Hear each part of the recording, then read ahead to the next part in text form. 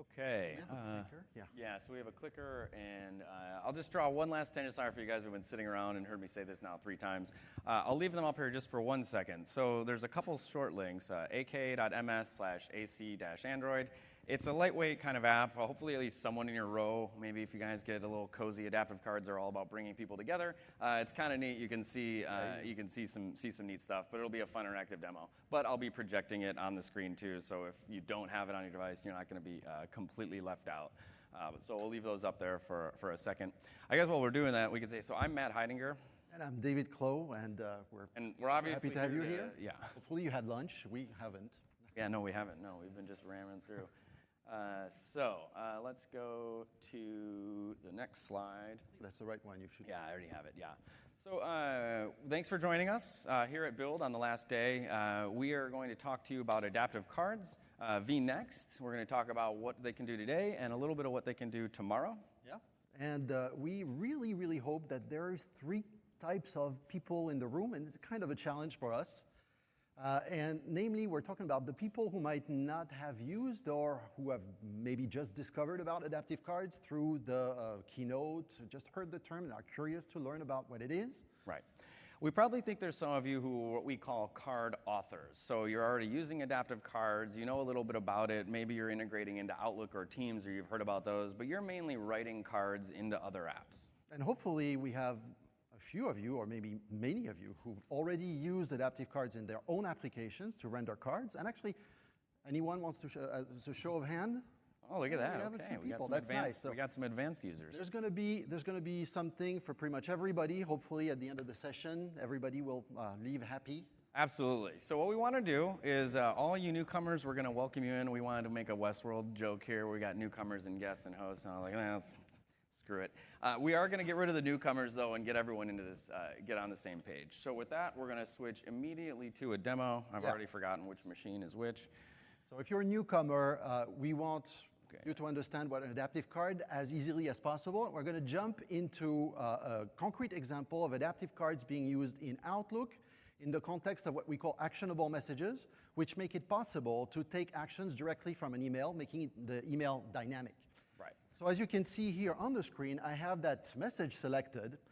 It's just a dental appointment confirmation, and it looks like any other message, except that this one has those buttons, including the reschedule button that opens up a little thing with inputs and so on. But I can also click the confirm button, and something happens immediately inside the email client. As you can see, the email was now refreshed to show that I have taken the action.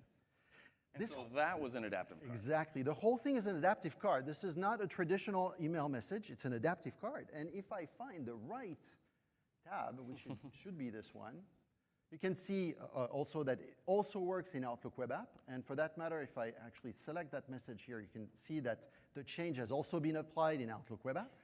Cool. So this is just an adaptive card. And here it is. It's just that JSON payload that was edited in this tool, which we call the playground for actionable messages.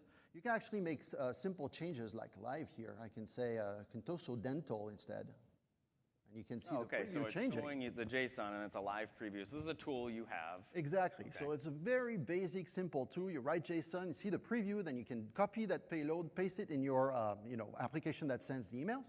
We understand that a lot of people don't want to actually write JSON or don't even want to learn to write JSON. JSON's good for machines. It's not that great for us. We're all humans. Right. So we have a WYSIWYG designer for this particular, for adaptive cards, where you can actually update that exact same payload with simple drag and drop. So I can add a text block here and say, it doesn't work in that context, but I'll still do it. Hello, build 2019.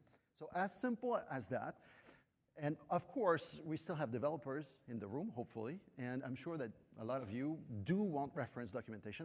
I'm sure we have you covered. So let's wind it back just a little bit. So all he was showing there is that we've got a drag-drop experience. It's like a design tool like anyone would expect. It's got a list of the elements. Adaptive cards are built of a number of primitives like text and images and columns and things that lay out. We saw that as they're described as JSON, so as he's editing that, we have it collapsed for visual sake, but all it's doing is updating this JSON. This JSON then gets sent to Outlook, in this case, or sent to another app, and gets rendered natively to style like that app. So if you wanted to get started with adaptive cards, you would go to adaptivecards.io. We had set right from the beginning, we didn't want this to be a Microsoft proprietary thing. We wanted this to be, actually, I'll just go to the tab I had loaded. Everything you'd want to learn is going to be right at adaptivecards.io. So to get started, we like to send people immediately to samples at the top, and we just kind of call these are inspirational samples. A question that we get, this is my 3rd year getting to present on this topic, and people ask, okay, so there's like types of cards. There's a stock card and a, no, it's actually not the case. It's actually the set of building blocks that you can compose together to make types of cards. So for example, if you wanted to render a restaurant in something, maybe you're making a chat app that's reviewing things, I've composed these adaptive cards together to look like a restaurant review. Maybe I could do something like a stock update or a sporting update for a score. We can also render a whole bunch of inputs and things. So adaptive cards are actually really great. We saw a little bit of them in the Outlook demo. They're not only just about displaying data, you can also use it to collect data back. So you can display a rich set of inputs and things. So the samples are a great place to really get started. And to really wind this all home, I'm going to show how we can go from a sample, click try it yourself, and we're just going to dive a little bit into the schema itself. And this is where you just take whatever sample we have and you make your own changes. Again, this is not a constrained type of card. There's perfect freedom with adaptive cards. It's a simple layout language. So for fun, let's say, okay, this is delayed. Let's change this to be on time. You know it's a demo because that's completely never going to happen. So this flight's going to be on time, but now it's red. That looks a little weird that it's in red. So another property on our text block is color. And you can see when we're choosing colors, you have a set of values that you can choose from. They're not RGB colors. I didn't get to choose red. We have a set of semantic values that then usually gets translated on the app to an appropriate color. Exactly. So I was saying I want to draw attention to this text. That most likely will visually be created as red, but I could also say good. I want this to be, this is good content, and so it is changed now to green. The idea is that it's the host that decides what the actual colors are. So even though good is probably going to be green most of the time, a host can decide that it's that particular shade of green. And a host being the app that's surrounding it. So we saw it in Outlook. The designer tool has this drop down at the top called Select Host App. And so this lets you simulate what an adaptive card would look like in multiple apps. That's the whole point of adaptive cards. They're these little things that get rendered inside another app. What would it look like in Teams? Great question. So if I change to Teams, that same flight card now looks exactly like Teams. This is the Teams dark view. I could show Teams in the light view. I could actually even write a Cortana skill that would render exactly like this. With no change to the card, the text is now white on a dark background. For example, you don't have to think about it. The host will make that happen. Right. And so this tool just kind of simulates all that. I want to show this in Teams now. You can see we've done this a handful of times. But in Teams, there's a tool you can install an app called App Studio.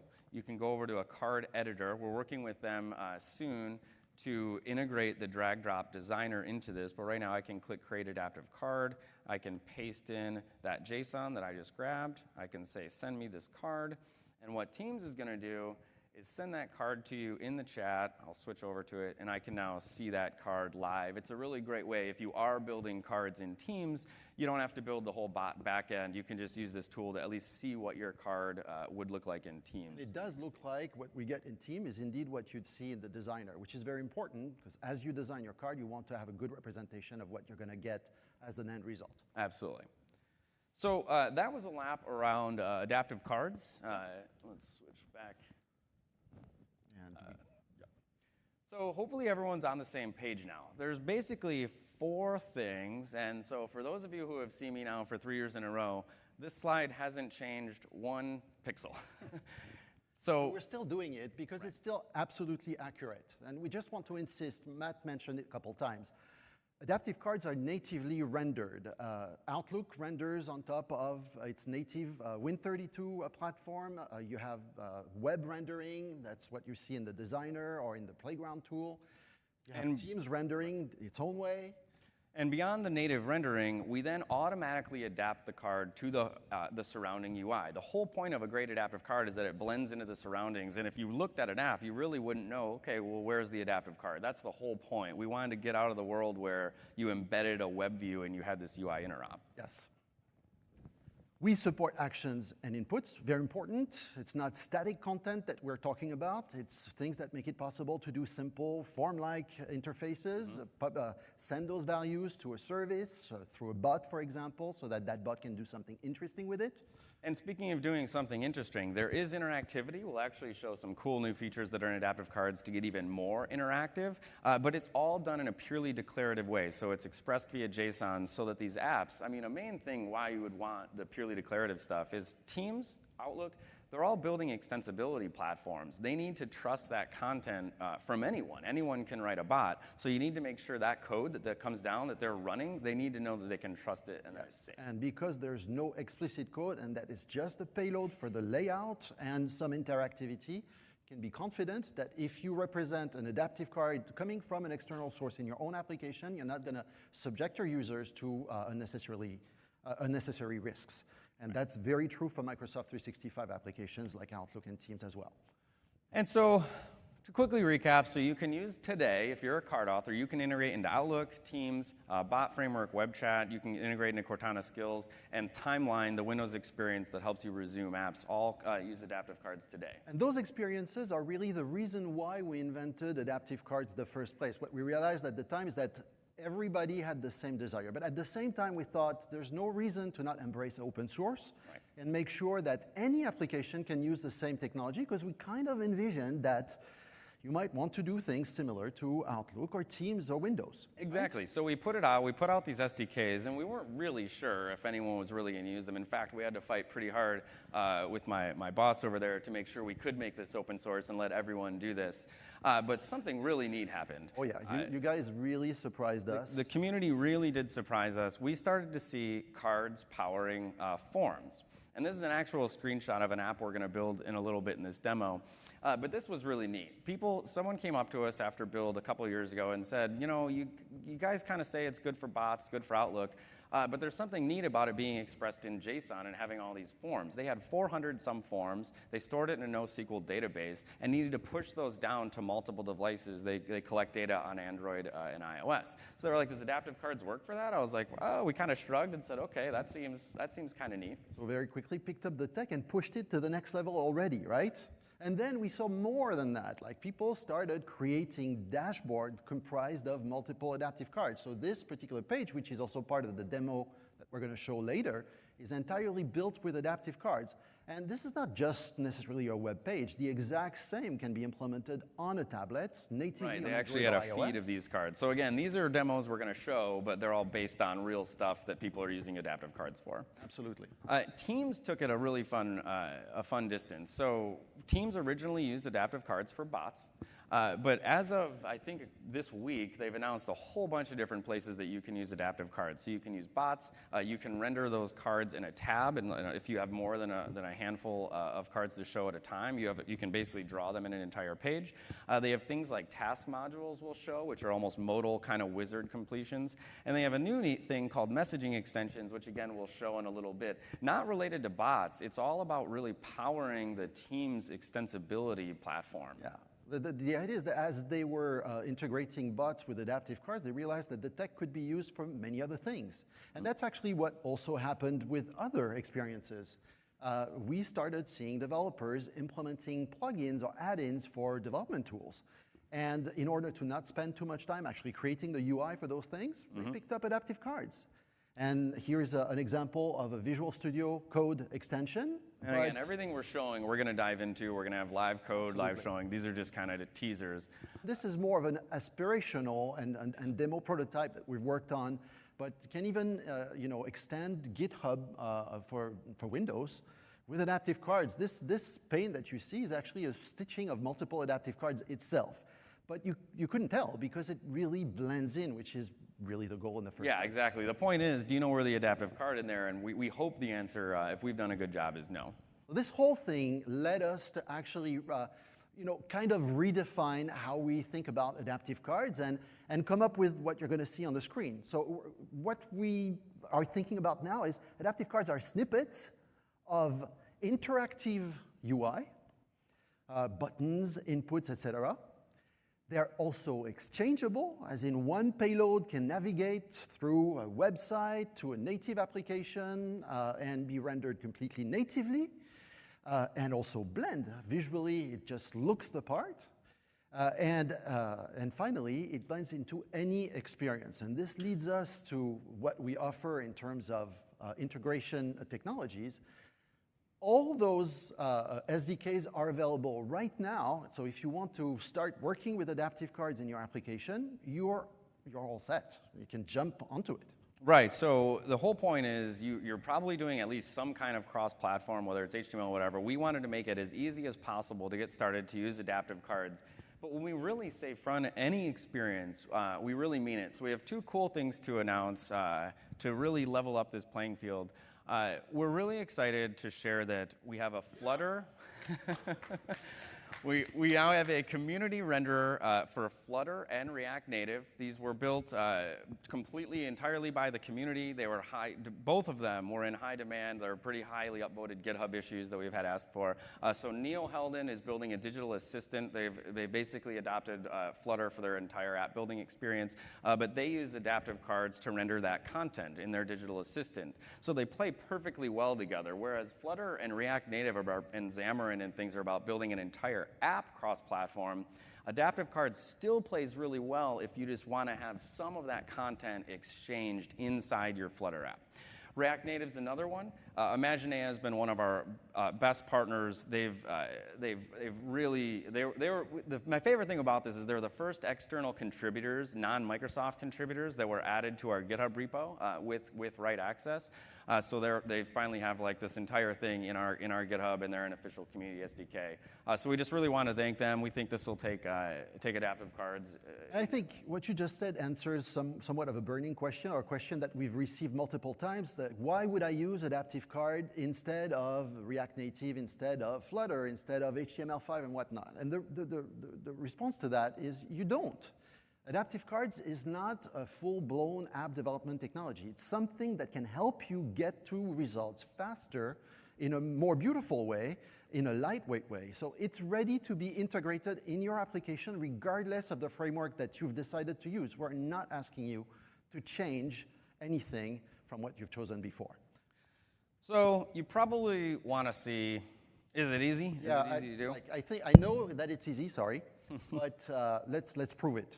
So I had some fun. I realized that we were building this Contoso healthcare demo, and I Googled that, and of course, build 2016, I think, there was Contoso healthcare. And what they built was a WPF and UWP app.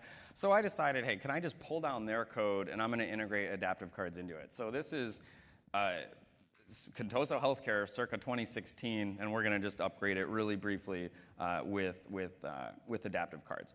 So I'm going to take where we have this appointment list section in this page, just for demo's sake. I'm going to render an adaptive card right here. So I'm commenting out this line they have, and then to make this go quick, I'm just going to paste in a grid. And so effectively, I'm just replacing what they had there with an empty grid, and I'm giving it a name called the adaptive cards grid, and we're going to then populate that with an adaptive card. So that's all we're going to do in the XAML. Then we'll go into the code behind, and we will paste in a little bit more code, and I'll walk through what exactly this is all doing. So here is what, let's put it inside the class. That would be proper. So here's what we're going to do. We're going to install, this is an important piece. So every adaptive card SDK, everything has a package manager these days. If you're familiar with .NET development, we use NuGet. We have the same SDKs available in JavaScript. They're all basically just deployed via package managers. So since I'm in a WPF app, I'm going to NuGet, and I'm installing the WPF rendering library. So we'll install that. In the background, I'll start filling in some of these code. Just to make this demo fun, what we're going to do, let me click on this link here and show you what it's going to be. This is an adaptive card payload, just hosted on the internet somewhere, just at a URL. So what we're going to do is download that from the web and then render it. So we're seeing that we're going to do a get async. We're going to just read that as strings. So this is just generic HTTP calls. Then we're going to call adaptive card.fromJSON. We're basically parsing the JSON into a card. If the parse was successful, this property.card will be set. And then we're newing up the adaptive card renderer. Because we've mentioned a bunch of times that an adaptive card blends natively, well, this app happened to use some custom font called Railway. So I'm telling the adaptive card renderer that use this font family to render when you get text. Again, all about blending natively. Then we say render that card, and then I add it to that grid that we had before. So if all goes well, we'll be able to hit F5 here and see a card, basically a service-driven card integrated into this 2016 build app. Come on, F5. Demos. There it goes. There we go. Hey, there it is. So that's the form. This is an adaptive card powered form. We can do some nicer things with this, like style these buttons, but this is cool. This is all purely native WPF rendering elements. So that's exactly what an adaptive card, that same chunk of code, depending on how much time we have, we'll end up showing that, but you'll see that same pattern in Java on Android, you'll see it in JavaScript. You parse a card, you give it some host configuration stuff to tweak the layout, and it renders into native UI, and from there, you do whatever you want with it. So personally, that's what I call easy. But so far, we've seen a lot of desktop applications of adaptive cards. And I think it's about time that we actually show some cross-platform, because these days, cross-platform kind of means it works on mobile. And this is where we kind of want you, if you've installed it, to pull out your phone or your Windows device and to open the application that you might have installed. If you haven't, well, we're going to show it on the screen anyway. Yeah, we'll show it. You should have a button in there that allows you to scan a QR code. We're going to try to make that a little bigger so you can actually scan it. Yeah, I forgot I adjusted my resolution. Hopefully that's okay. So go ahead and scan it. We're going to give you a few seconds. The other code, sorry guys. Let's do it again. Yeah, so I have that code too. Can we, let me just say that. Okay, we'll do one or the other. That's the right one. QR code? Everybody, has everybody been able to scan? Just a few more seconds. I'll do the same, by the way. So we'll see this all in, we'll show what it's going to do on my device as well. Yeah. So ideally, what this is showing, I've got my Android phone. What we're going to show is we're now connected. I'm seeing some people sort of getting it. Cool. If you are on Windows, and you real quickly, if you have that app, you want to type in this code. I actually meant to have that up too. Unfortunately, I did not. Let's do, for fun though, let's click on this, and we'll have the web version up too. Yes, sir. So what you're going to see after everybody's connected, hopefully, is a customized version of our designer. So this is not something that has shipped yet, but it's a version of the designer that's hooked up to a service that makes it possible to dynamically exchange the payload that is being designed so that you can actually see it immediately on your Android device.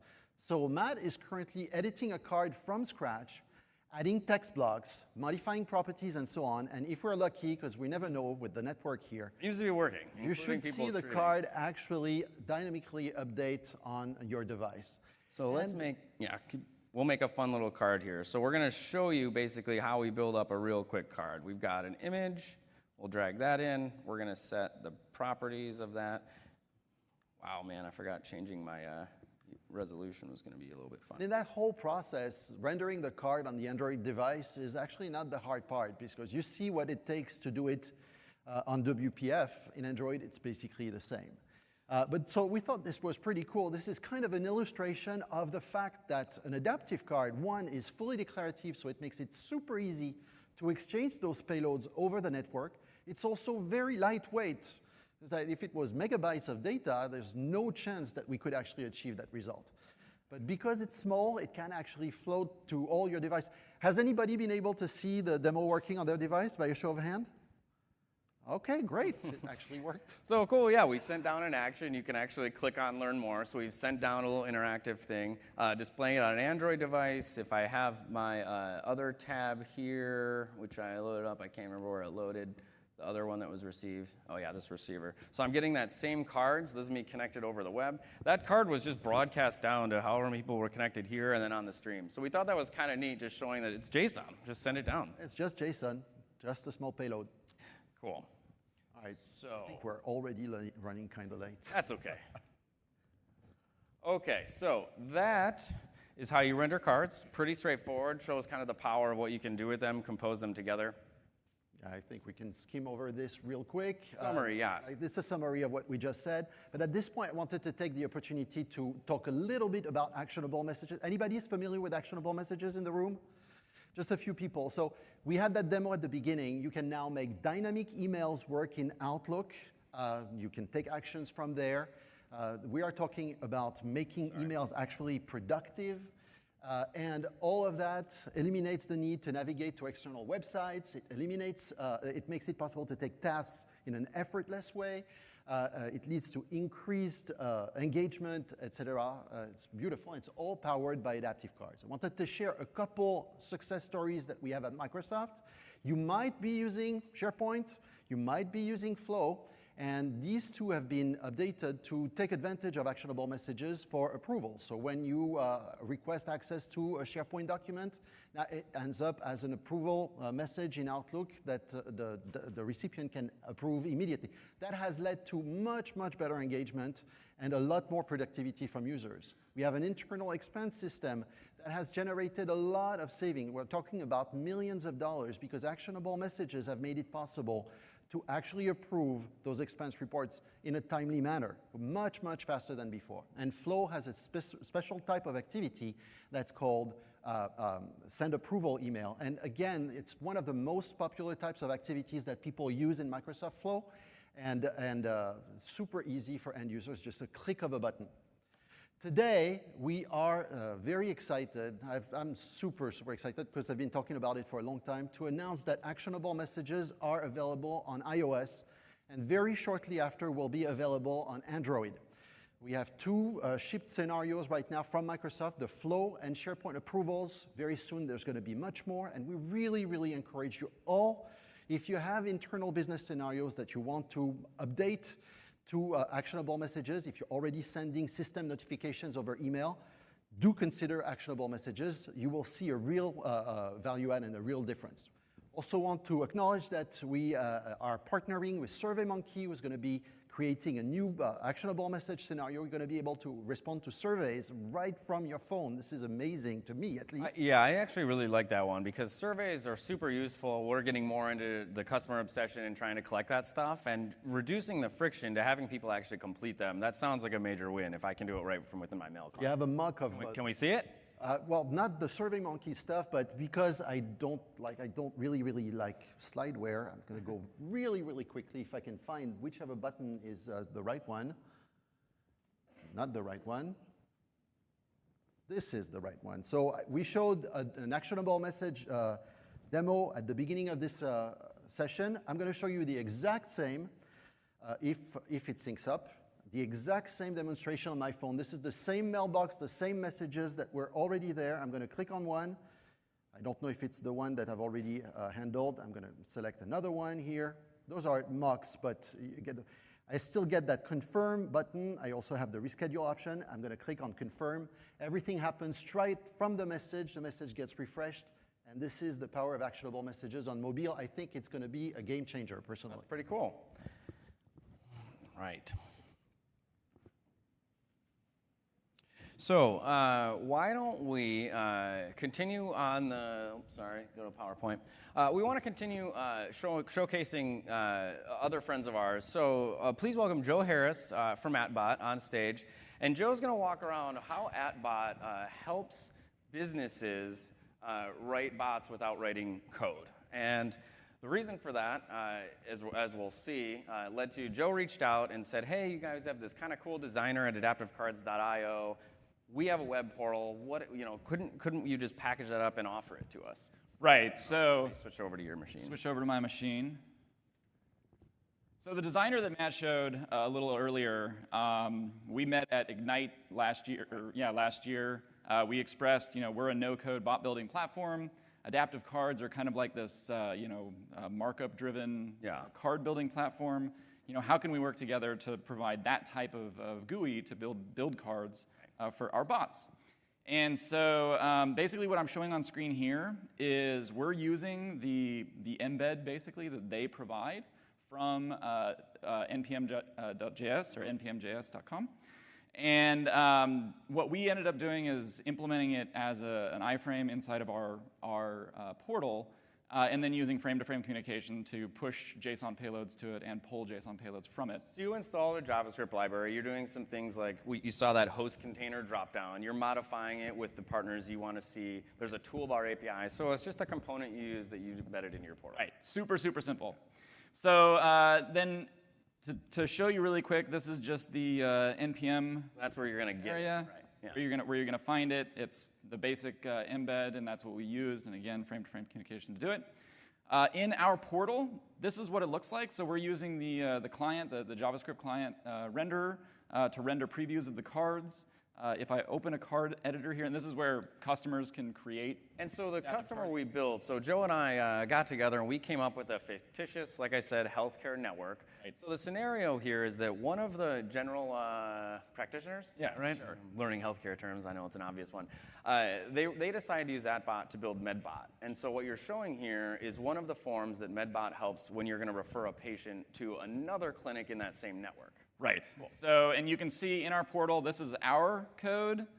When I click this button, that opens up the interface with the adaptive card designer, where they're able to use the drag and drop interface. As long as they add an ID to the objects that they want to make dynamic, we parse those out and make those available, and then put them in Flow. Flow is the logic engine to atBOT, which is the product.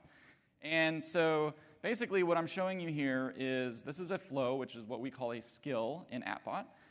It starts with a Lewis intent. You can see when they want to find... And what's Lewis again? Language Understanding Intelligence Service. It's Microsoft's NLP engine, natural language processing. So someone is saying, I need to find a doctor by a specialty. Right. I see. Okay. Right, and so that's how we kind of start the skill. We're going to execute a stored procedure in SQL to get doctors who have that skill that are in our network. We have business logic that I'm not going to go into. And then down here, we're going to call a special action in our flow connector called generate adaptive card, where we select the adaptive card that they designed in the designer in our portal. And then we can bind all of this data, all this SQL data. You can imagine if you're using Oracle, or if you're using Workday, or if you're using any of the connectors that Flow or Logic Apps support. And we bind that here. And then scrolling down, we can either send that to a tab. So if there's more than 10, we send it to a tab. If there are 10 or less, we send it to a carousel in Teams. And so this is what it actually looks like. So I'm just going to go ahead and make sure it's awake and type help.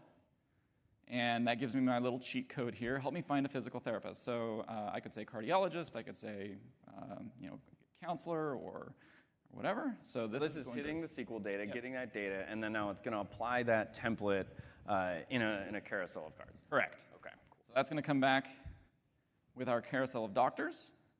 And you can see these ones, they just say refer patient. That's because they're outside of they're not part of our company. Right. We're going to find one that's in our network, because that's what we're going to switch to next. We want a physical therapist. So you can see here, I've also got this chat now where I could open up a private chat in Teams. But in this case, I want to refer Matt because he's going to need physical therapy after this build session. That's right. That is absolutely right. That's to you. Yeah, to a physical therapist. So you can see here, here's another adaptive card. So this is the form type. And we'll just do that. Spelling my name on stage is always a little hard. Yeah, I'm not going to do it. You do have insurance, Matt? Yes, yeah. And we're going to select a date. Again, all of these native controls coming from adaptive pay attention cards. to the stuff he's getting. So we're going to see this on the other side at the end. It's back, man. It's the lower back. Lower back? Yes. For you. Yeah, well. All right, and then we're going to submit that referral. And that was it? Cool, that's awesome. And so what I really like here is, too, the cards have updated. So you make it so, it was kind of a problem as you're in this threaded conversation. You don't want someone to be able to go back and click on an action on a previous card. So you basically completed that. The form, that's all great. So Joe, where can we learn more about atBOT? So today, you can go down to the Teams booth and listen to me talk more about atBOT at 2:30. And that's in the Teams Theater area. Or if you just want to use your favorite search engine, search for atBOT, atBOT, or atBOT.io. Cool. Well, thanks so much, Joe. All right, thanks guys. So Joe is a friend of ours. We liked that he found us after the conference, and it helped us build something we didn't really realize. People want to embed the designer, and it was able to help him meet a set of customer needs that he saw. It was awesome. Like, it just took a few weeks. The pure collaboration, we just delivered. They helped us integrate. We fixed bugs, etc. And as of now, we have an embeddable designer that any of you can actually use. All possible by the community interaction. That's going to be another theme we're going to kind of hit on. David and I are about as approachable as you can get, although some of you have been tweeting at me this morning, and we were build prep, so I was not responding. But you know, we want to hear from you. We absolutely want to hear from you. You are absolutely driving the direction of this product, and so Joe's just one example of someone who's found us after a conference and helped us build something. So Matt, you've talked about that app, that demo. How about we jump into that? Sure, let's do it, yeah. One thing that's important here is that everything that we're going to show now is code that we're going to be publishing on GitHub. We kind of think of it as the kitchen sink of adaptive cards. We want to illustrate pretty much every single aspect of consuming the technology in web, in mobile, in whatever, so that you can just extremely easily, in just a few minutes, do the same in your own application. So we have a bit of a challenge in that the big point of why we wanted to make the source available, we're going to walk through some pretty advanced concepts, maybe help people really see that, wow, okay, you can do a little bit with adaptive cards. Yeah. So David's going to help make sure we're trying to make it make sense. But if it doesn't make sense, please find us afterwards and just download the source code and play with it. That's kind of the main thing. We finally have this kitchen sink sample that people can refer to. Already see plenty of adaptive cards on that screen. So yeah, so what we've got here is the home page. And so now we're at the physical therapist's office. Again, same provider in the network, different IT stack, different thing, but they still need to communicate. So what happened is exactly what Joe typed here. That referral came over, and it's now a pending referral on the physical therapy's office. There's some neat things here that just were not possible before. So Matt, it seems that this card is actually using some of the cool 1.2 features that we're adding and that are available like right now, or is that's right. Days? Yeah, 1.2 will be released, in a couple days. So you can see here, for example, there is that ability now to expand and collapse an area. It could be any area of the card, so you're not limited to the show card expansion mechanism anymore.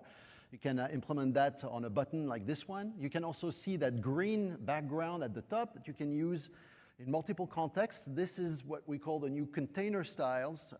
We are matching the font colors that were previously available. Now you have a good container style, which makes it green background. Again, it's the host that chooses, but the way it goes. The blue on the right also with the time is also another container style.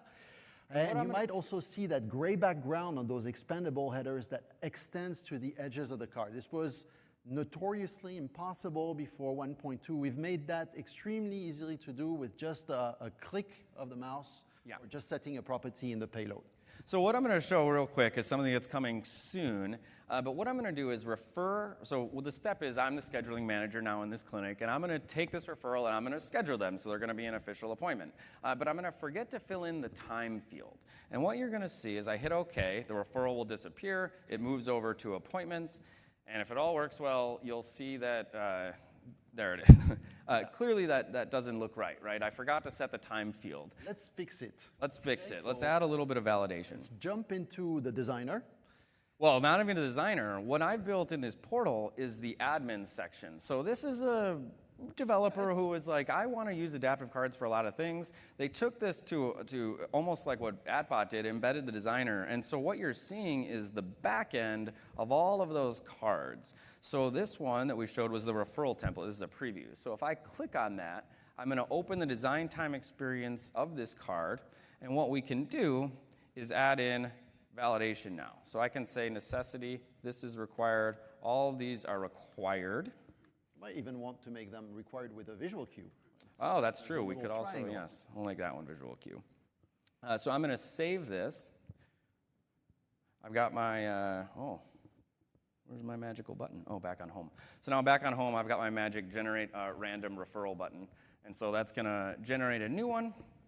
We're going to schedule this person. Also, forget all those fields again. You'll see this one has a visual cue, so before you've even submitted it. But now if I hit OK, we now have a little bit of client-side validation to really take the form collection up a new level. This is, again, no code. As you've seen, we've just updated the payload live. This is something that our SDKs handle by default. If there is an input that fails validation, the action is simply not going to run, and you're going to get those visuals for free. And you can customize them for that matter, because not everybody wants to do it the same way. So David, can I borrow you for a second? And we're going to show another advanced feature of adaptive cards. So something we like to talk about, unfortunately I can't stream from the projector, so I have to apologize in advance. We're going to have to do one of these guys. So what's going to happen is if you launch Contoso Clinic, it's going to be those same cards. You can see the messed up formatting there at 11 a.m. But there's a third button, right? There's a check-in button that isn't available on the web version. And the scenario here is that this patient, sorry, I'll stop moving that around. This patient is new. They're new to the clinic. They haven't completed their patient intake form. So you can't really schedule them from the web page. We want to do it from a tablet. So when that tablet is, that same payload is delivered to this, go ahead and Which one do you want, the check in. first one, the second Let's one? do the bottom one, yeah. So this was the exact same adaptive card, but it so happens that there is another type of action that the Android tablet understands, and therefore it renders that additional button. Right. Right? So now I can just type in whatever. I'm going to be terrible with just one finger. Yeah. So this is my So name. actually, David, really quick, I want to show you, if I made a mistake on this form, this is an adaptive card, let me quickly go over back to the admin portal, show you how easily we can go to click the patient intake form. We're going to come back to that, so hold on to it. We're going to just change this text block to, well, just use, we hope you liked build, hit enter. Go ahead and hit back on that. Oh, sorry, I have to hit save. Yeah, save it. Oh, wait, you guys aren't seeing my, okay. So go ahead and hit that check-in button again. Let's do it again. And so And now you can see, because it's JSON, because it's stored, because I embedded that designer right in there, we can now deliver payloads to a device, augment them with custom behaviors based on the properties of that device, all powered by adaptive cards, just rendering natively based on those a characteristics. great illustration of the fact that because this is a lightweight thing, it's very easily exchangeable and serializable. Exactly. So again, there's some kind of advanced concepts here. The point is that you'll be able to download all this and see exactly how we did it without me having to bounce into a lot of the code on how we did it. And we are at, Yeah, so the last piece is our most kind of exciting preview announcement. So what you may have noticed if you were a keen observer is that all of these things are powered by adaptive cards, including these cards over here. Now today, if you want to fill an adaptive card with data, you have to do what Joe at atBOT did, or you have to basically create an object model, let's say using C#. You basically have created your card in the designer, but then when you want to fill it with data, you're kind of on your own. So we have a 2.0 preview feature of data binding, and to show it, those of you that install that app, David, would you mind, actually no, I don't need, so if you would scan or relaunch that app, we're going to go back to this preview card. So if you relaunch the app, hopefully it will reconnect, and I'll show that here. The idea is that Matt is going to actually use a card now that has data binding definitions, and as it will be displayed on your device, it will be bound to data that only your device knows about to show you information about the operating system that you're using. So it's obviously not something that Matt can, hard code in the card on the PC over there. And we really do need to have a way to craft that card so that it can be bound to data at the last moment. And this is the big new thing that's coming with the 2.0 release, an integrated data binding model with support for doing that binding included in every single one of our SDKs. So we probably know that data binding and templating in general, there are 1,000 libraries available on the web. We are going to have our own, so you don't have to make a choice. It will always work. So there's some really neat things that were happening while David was playing in. So what I've done is showed, here's our designer. There's a new section in there. Any fans of Blend, long live Blend? Yeah.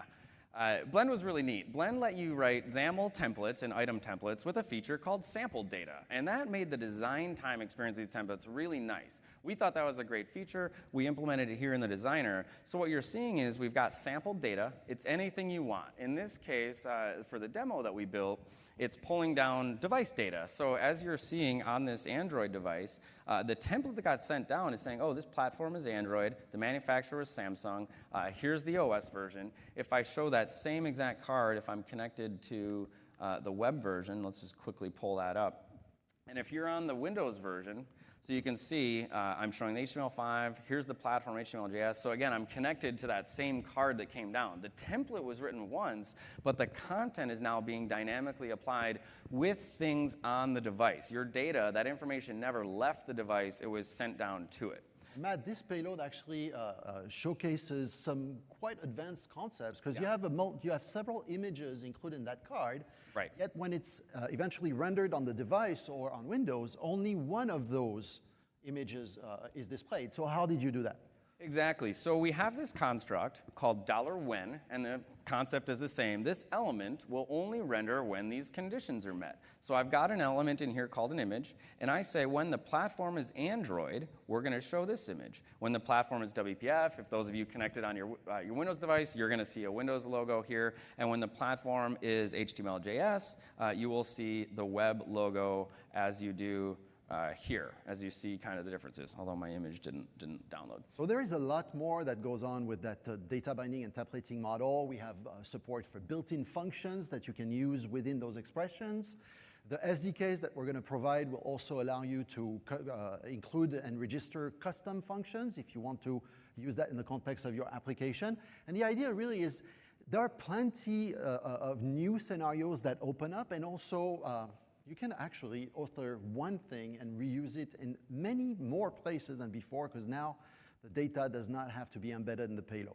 Exactly. So as back to the Contoso demo, as you download this and get to play with it, we had those two boxes, whether they are insured or not insured. Same idea. We only show this one if they are, and we show this one if patient.isInsured equals false. So you have this template, save it in the database, it gets downloaded to the Android device, to any client, and the template happens locally without the data ever leaving that device. You might have noticed that the designer has that preview mode button. We don't know if we're going to keep it like this, but as you author the template, you probably want to see the data binding that you've defined to make sure that you've defined the right thing. But at the same time, you probably want to see the end result that binds to that sample data. So when you hit the preview mode, the designer actually switches to binding to the data and showing you the card as it would be displayed on the device. So you can actually get started playing with this today. We have a separate URL. We have adaptivecards.io. We have vNext.adaptivecards.io. And that's where you could get started today and play with the data binding and kind of see it live.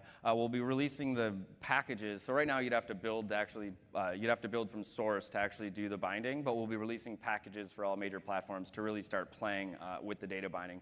But the design time experience really lets you dive in. And we're craving feedback. We want to hear from you.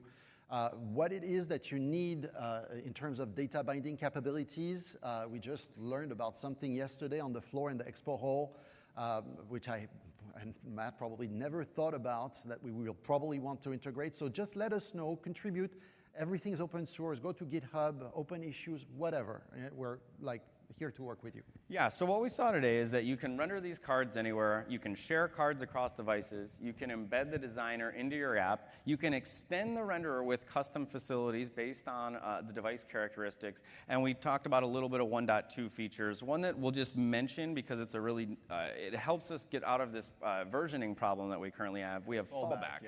Yeah, do you want to give a lap around fallback? Fallback is a way for you to author a card and to not really have to worry what kind of host is going to hit. Like, there's always a versioning problem in the world. Like, will the application that I hit be capable of rendering the new 1.2, 1.3, and whatnot features?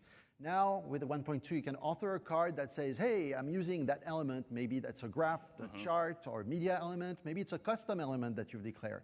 But if the target application cannot render that, then it can fall back to that other element type, and that might be just a text block or an image. You can really start writing one payload that roams around. Exactly, and the same will work for actions as well, and it works, it bubbles up through the card. It's very powerful, and we can, And so everything we just said, that's all available today. We have a handful of things that are now available in preview, so you can create card templates with data binding. You can share those templates. We do have advanced data binding capabilities, and then we have an updated designer to show that. yes, with drag and drop, you can drag and drop those fields, etc. So we took that, we showed you the Contoso demo. That's a demo we just made up. We realized it's kind of a neat thing. Teamwork is another company that reached out to us. A gentleman named Tim Kattenbach, I believe I said his name. He's probably watching the stream, and I just messed that up. But so Teamwork really got involved, saw that we were building this data binding, and we wanted to take that opportunity to show just how powerful this can be in a real-world scenario. And so because I'm short on time, I am going to go a little quick. But the scenario here is Teamwork enables a suite of products that help people and things collaborate more, and they integrate with whatever tooling you're in, like G Suite, Office 365, Slack, Teams. And so I use Teams. So what I've got here is Teamwork, the Teamwork extension, the beta that I have installed via Teams.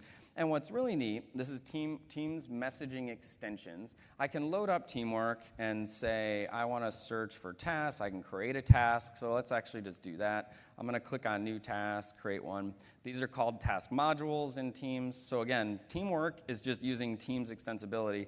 These are adaptive cards. I'm going to create this demo. I'm going to put it in the first task list. I'm going to say, finish build on time.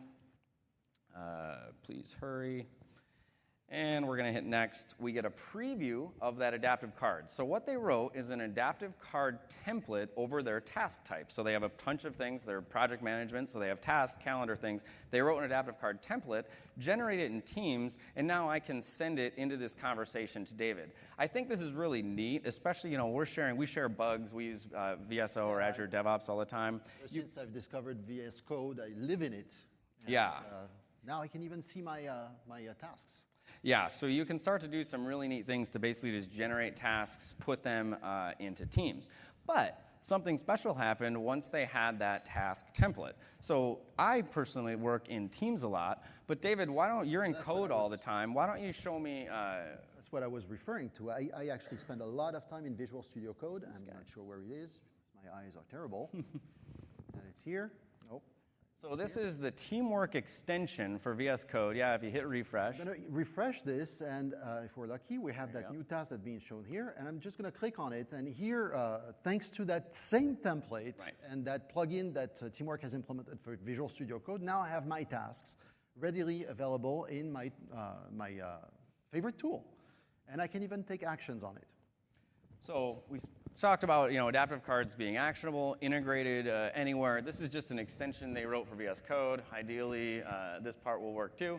But it's kind of neat. They had this reusable template. The data, it's authenticated with VS Code. That template just gets downloaded. It's just this JSON thing. So you don't have to have a server generate your templates anymore. You can effectively teach your client apps new UI in a pretty neat way. It's really all about the cost of implementing that UI across applications. With adaptive cards, it becomes a lot simpler and a lot cheaper. So that was a lap around Teamwork. We're really excited to work with them. This is kind of an important thing to reiterate. So Joe from atBOTS found us from this conference. Teamwork, I can't even recall where he reached out. I think he reached out to one of our teammates, Andrew Leader, at some point. And he started playing with it. We've designed the data binding specification. It's just on our GitHub right at the top. We're actively working on it, but we're not holding ourselves to a date to deliver it. We're waiting. It's like coming up with a template language is important. We want it to be right. We need to know that you can write templates over real types of data. So these partnerships are very important to us to get the right thing done. So as if this is something that's interesting to you, we'd love that if you go to our GitHub, take a look at what you can do, and just help us make sure that we get it right. Before we conclude, there's I one more actually wanted to- partner that, did we have one? I just wanted to kind of point, the cool thing with the teamwork stuff is that VS Code extension is open source, so you'll be able to get this, and it shows the template they use for their task. That's just kind of a nice community give back they made so that you can really see how they wrote some of those templates as well. Yeah, so one last partner that we wanted to conclude with, which is Primera. So Primera has a virtual assistant that they've implemented on top of the Microsoft Healthcare Bot infrastructure. When adaptive cards were made available with that infrastructure, they immediately jumped on it because they immediately saw the potential for making their experience a lot more friendly, a lot more engaging, a lot more powerful, and to help people with healthcare issues. So they have been looking into the templating model, and for them as well, it's kind of making it possible to go faster to market, to deliver better experiences, and they also kind of envision something that goes beyond just their virtual assistant and actually reuse those little tidbits, those widgets, if you wish, implemented with actionable messages in various experiences, on various devices, on websites, et cetera, et cetera. I think it's a great use case of showing, you can take portions of your business process and maybe apply them into conversations and things and then reuse them. So they have a handful of things that they realize, okay, well, we could embed these in our website. For example, I just want to get an idea of the cost of this thing. So it's not really about rebuilding, the entire Primera experience. It's about taking those things that feel natural to snippets of content that maybe can work in a conversation. Actually, they've been nominated for an award by the Microsoft Healthcare. Oh, that's awesome. Yeah. Cool. Because of their investment in better user engagement and so on. Awesome. So to really summarize, we think adaptive cards may be able to help you if you have a certain set of scenarios. Yep. You have snippets of UI that you want to share across applications. Yep. It's always lightweight, serializable. We had multiple examples of that. Mm-hmm. Do you need interactivity without writing or wanting code? If you're an extensibility platform, the fact that you can open yourself up to content from the internet without it, entrusted is an option for you. And if you want a very easy developer experience, if you don't want to invest too much, in cross-platform UI technology. Right. And it's an embedded drag-and-drop designer experience that can really centralize the flow across platforms. So you're not learning, CSS, XAML. If you just have modest needs, you can have a kind of centralized experience for some of that. If any of these or multiple of these apply, then we think that you should look no further than adaptive cards. Hopefully we don't have to. Yeah. So so here's where you can get started. The card designer with data binding is at vnext.adaptivecards.io. The preview packages will be available soon. And we want to call attention to this. We've been having some good turnout, but every month, the second Thursday of every month, and it just happened to coincide with Build. So the next one will be tomorrow at 9 a.m. So I'll have to probably move my physical therapy appointment. If you go to ak.ms/adaptivecards community call, second Thursday of every month, we just have this public Teams call where you get to meet with the team, meet with the product owners, and really kind of have an in-depth discussion. So we hope you'd find those valuable. Yeah. So adaptive cards is possible because of a lot of people, and we wanted to acknowledge the entire team here with Alberto, Andrew, Becky, Joseph, Lei, Paul, Shalini, and Thomas. Yeah, Thank you all very much for helping the community and us getting this we get to done. selfishly take all the credit. So that's really all we had. We have some resources. These slides, I think you can take pictures of. I'll leave them up here for a second, and then we have some others. For those streaming, the slides will be available, and we will make those available. That's the teamwork, Teams extension stuff, atBOT. Everyone's got cameras up, so I'll give them just one more minute. And then we have another set of resources, really just the gist of adaptive cards and actionable messages. And with that, we're Thanks. QA. Thank you very much. You.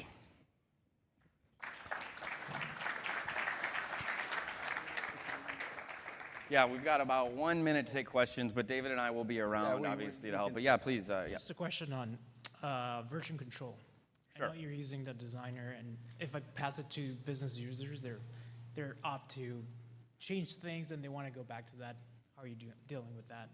So the question is about versioning in adaptive cards. So the basic versioning mechanism is the version. Real quick, while everyone's on their way out, we do want to call out that they're in the hub in the area. There is an adaptive cards booth. We've got a team full of people there, so we can help answer questions. So if you are interested in adaptive cards, please go check out that booth. There are more questions, please go there. But so about the versioning, the basic versioning mechanism is that version attribute. Right now, the version can be set to 1.0, 1.1, or 1.2, which is the version that we're shipping right now. A card that reaches an application that only supports 1.0 and whose attribute is set to 1.2 will be rejected. However, you can make use of 1.2 features in a card that's stamped with the 1.0, and the host at that point will do the best it can. But the actual versioning story that we're excited about is that fallback mechanism that we mentioned during the talk. We think that it should be embedded inside the payload, how each and every host should handle a particular card with those fallback attributes. What you're saying is versioning is the hardest problem of computer science. It is always a very hard problem across the board, yes. We think this is a cool mechanism. It adds a little bit of a constraint on the card author, but in many cases, that's what, well, I think in most cases, that's what's going to yield the best results. We can dive in more details too if that doesn't. Any other question? Please get to the mic if you want to ask a question. Not sure if this is the right place to ask, but with actionable messages on mobile today, so I have a solution that's where Azure function is generating the adaptive cards. Will that work with mobile now, or is it only in specific scenarios with Flow? Oh, so to ship actionable messages on mobile, we worked on making sure that the Flow and SharePoint approval scenarios, which are Microsoft solutions, would look and feel great to every user. So if you are a user of those solutions and you use Outlook on iOS, you're going to start seeing those actionable messages. But the platform is open for registration from third-party partners like you. So if you want to implement your own custom actionable scenario, you absolutely can. You just like it was when it was only available in Outlook Desktop and Outlook Web App, you need to register your scenario, have it reviewed by us. Actionable messages are not an open bar, otherwise that would be open to scams and spam. So in-company only connections work? You can actually do that intra-tenant, or you can have global scenarios. It's just progressively we're going to accept more and more new scenarios. Yes, we encourage you to do it for that matter. Any other question? Sure. If you don't mind coming to the microphone. Yeah, how do you see how it goes with the Fluent design? With Fluent design? Yeah, Fluent design. So Because you have the design concepts over there, and we're building adaptive cards, how they go together. I think there are plenty of opportunity for us. So one of the goals that we've had so far is that a card actually works out of the box and does not force you into one particular visual language, right? So in JavaScript, for example, the controls are styled in a very lightweight way, in a CSS style sheet that is specific to the adaptive card SDK. But I can totally imagine a future in which we integrate with the Fabric and the Fluent design. Yeah, we get questions about Fabric, yeah. So, I mean, it'll always have to be an optional thing because adaptive cards are not Microsoft proprietary. We have some cool things that are in the works that are just deep partnerships with non-Microsoft people. So we don't want to adopt any particular design language, any particular thing, but we do want to make it easy to integrate with those, Fabric in particular. So we'll try to tightly, right now you can do it, but you do a lot of work. We're going to try and make that an easier, seamless optional. Probably have optional packages that you can download that will bridge the two. But one of the goals is also that the libraries, the SDKs, remain as lightweight as possible. For the web, it's very important. For example, you don't want to have to download the hundreds and hundreds of kilobytes of data unless you've decided to do so. So we don't want to be the bad boys. So thanks everyone for coming. I think we'll be around. We'll be at the booth. We'll be bouncing around. Hope you got stuff out of that. Thank you. Thank you very much.